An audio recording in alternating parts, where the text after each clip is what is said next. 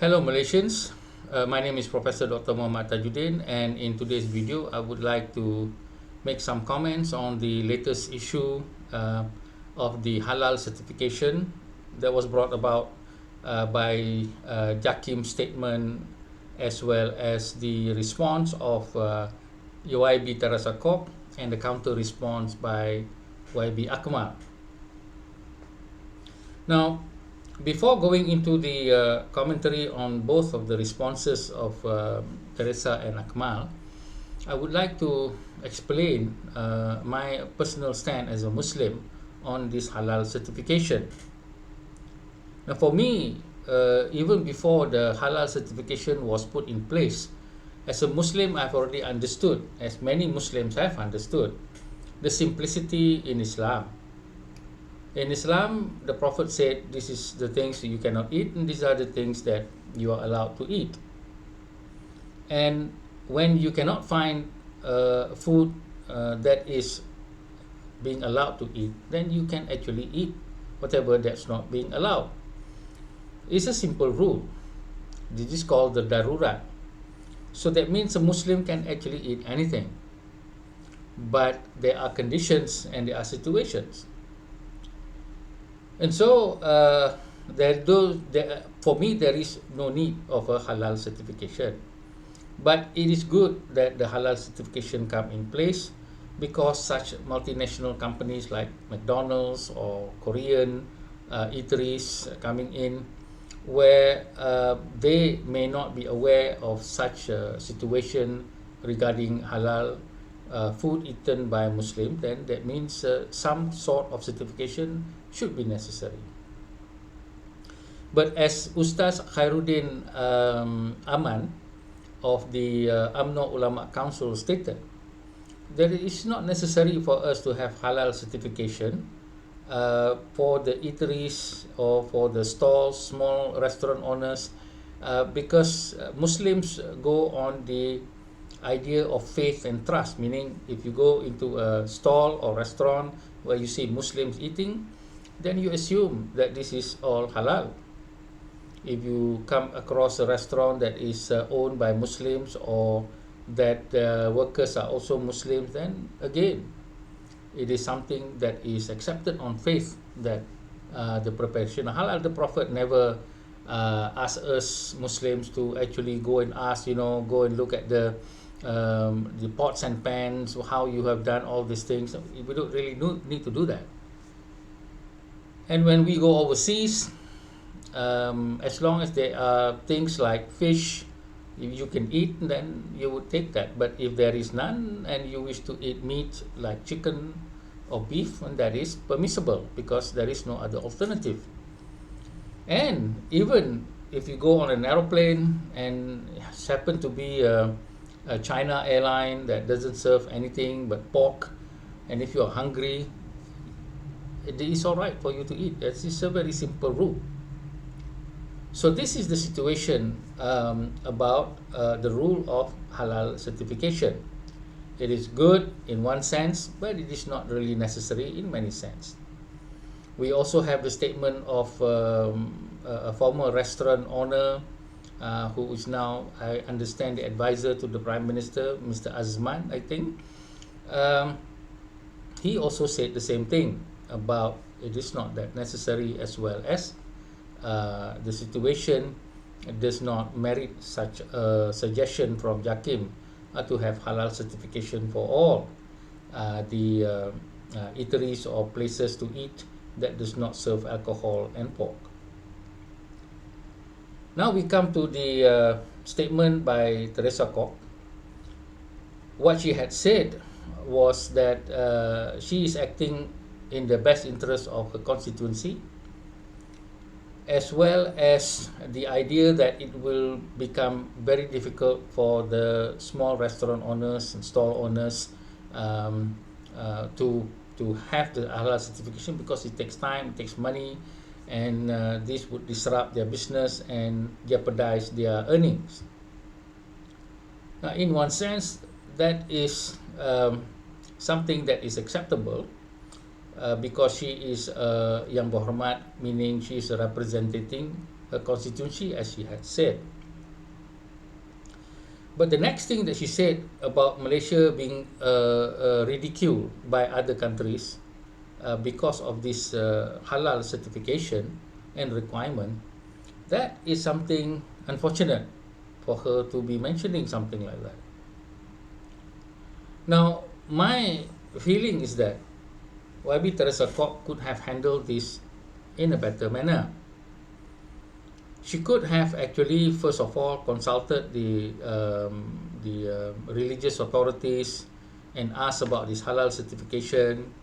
And then when she makes a statement, she can actually quote certain ustaz like Ustaz Khairuddin. Even if she had talked to Khairuddin, that would be much better, wouldn't it? Now, some of the Malaysians feels that why should she do that? You know, she's a Malaysian, and she can say anything she wants as long as it's for the goodness of her constituency. I agree. In the democracy, that is the practice, but not in the culture that we have now in Malaysia. We need to use our wisdom to see that if you were a non-Muslim saying an opinion about something of Islam, that can cause very dangerous situation. We have Molotov cocktails or bombs being thrown at shops. We have one YB house almost burnt down. We should not be encouraging such things. Now, my idea is not about stifling freedom of speech, but please exercise wisdom. Would it be better to have consulted some ustaz? And I'm sure in DAP there are ustaz, of which I myself know one of them particularly. Why didn't she do that? She should be on better ground if she had quoted somebody who is a Muslim as well as a religious cleric.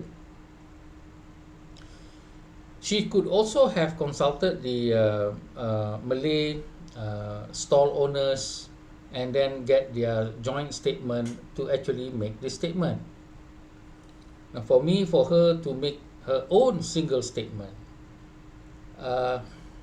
makes me think that she may have not exercised great wisdom.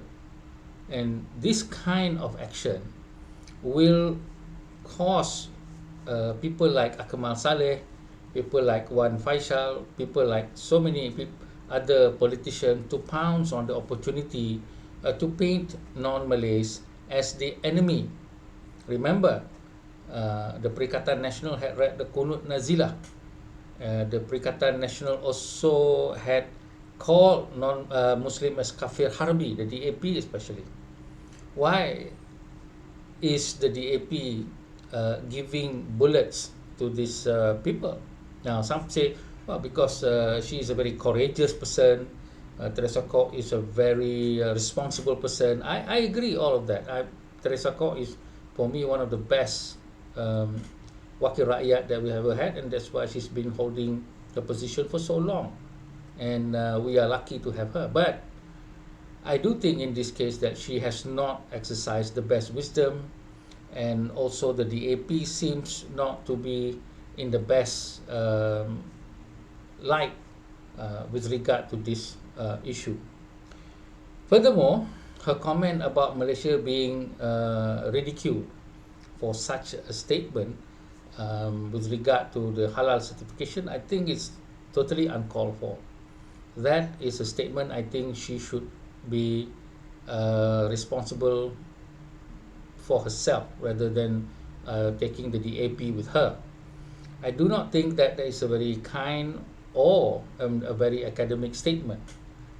Everything about Islamic issue should be respected, not because I'm a Muslim, but because I will also respect any issue with regard to other religion. I mean, this is how the foundation of our country is laid. We must respect each other. And respecting does not mean that you ridicule. You can say something, but as I said, it's better to say it with someone who is in authority. And that would be an easier thing to do, and not only easier, but something that will not proliferate into or expanded into a bigger conflict between faith as well as between races. Now, from her response to the Jakim suggestion of halal certification, we have Dato' Akmal Saleh making his debut in this situation. Now, we all know Akmal Saleh as being a young politician, a person who always seeks popularity among the Malays particularly, and a person who is having a behavior that is always insulting. Even in the Perhimpunan Agong UMNO, which had recently been completed, he even took a jab at Fahmi on the issue of internet. And we can see the KK Mat issue, and any issue that Akmal opened his mouth, he will always insult other people. Now, I would like to say that Akmal Saleh does not represent the Malays, but unfortunately, people like Akmal Saleh, as well as Sanusi of Kedah, are considered heroes in the Malay community. This is very unfortunate. People like myself, Anwar Ibrahim, we do not consider this kind of behavior Islamic, nor do we consider this as courageous, nor do we consider this as an act that is helpful to the Malays in the politics of Malaysia. But Akmal Saleh knows that in order to be popular, in order for UMNO to be popular, the one thing that the UMNO personality should do is to attack the DAP, they attack the non-Muslim, the Christians and everything, in order to show that they are defending the Malay rights. Now, this also include bad-mouthing personalities by calling, say, Teresa Cs Nyonya Tua. Of course, technically, he is right. YB Teresa is a Chinese, and some Malays consider Chinese when they refer to an older Chinese woman as Nyonya, and that is not considered insulting. As well as Tua, which is, well, I am old. I think Teresa Cs is either as old as I am, or perhaps even slightly older. So technically or literally, there's nothing wrong with it. But the manner in which Akmal has used the word Nyonya Tua for many times, as well as the threat to, paste the halal certification on her forehead, this is certainly a purposeful manner of speaking to insult a person. And unfortunately, as I said, many Malays like this kind of behavior. But for me, I would like to say categorically that Akmal does not represent the best of Malay society. Akmal even does not present the best of UMNO in the past, the present, as well as Akmal also does not present the best of being a Muslim.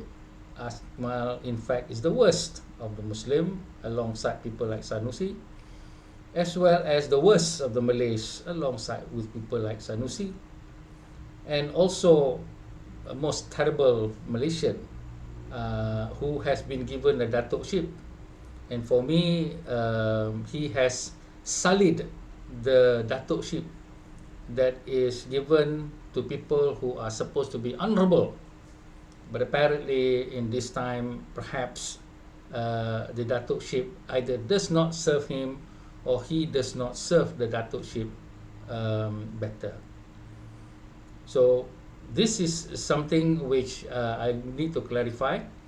Akmal Saleh is right in the sense of saying that Teresa Cs should not be mentioning things that she does not know, but he should not have been criticizing Teresa Cs in the manner that is derogatory and also in an insulting way. That should not be the way forward for us in Malaysia. I think, as I said, moving forward, non-Malays can mention issues about Islam, but first of all, please, I ask, get the relevant authorities to advise first, so that you can quote the relevant authorities. For instance, there are many issues like the Imam Nawawi book being suggested for the schools, the issue of Anwar Ibrahim witnessing convert, and there are many other issues about concerts, swimsuit dress, a lot of things. These are, even though to the non-Muslims seem to be trivial, but to the Muslims they are all important. And so, if we are to move forward as a nation, we need to honor each other, respect each other, and use the correct what we call channel for us to actually voice our concern. We cannot use democracy without the context of wisdom, or without the context of better knowledge or understanding about each other, because this will actually cause us to definitely pull the country down further and further. So, in ending, I would like to say that I hope that in this lesson, um, never mind Akmal Saleh, he'll always be like that. But I hope most Malays will not be following in his suit. But for Teresa Kok, the DAP, and the non-Malays, I hope that this message, or this incident shows that we need to be using our wisdom more than for us to actually be talking freely without the context of our political, cultural, and religious situation taken into consideration. With that, thank you very much.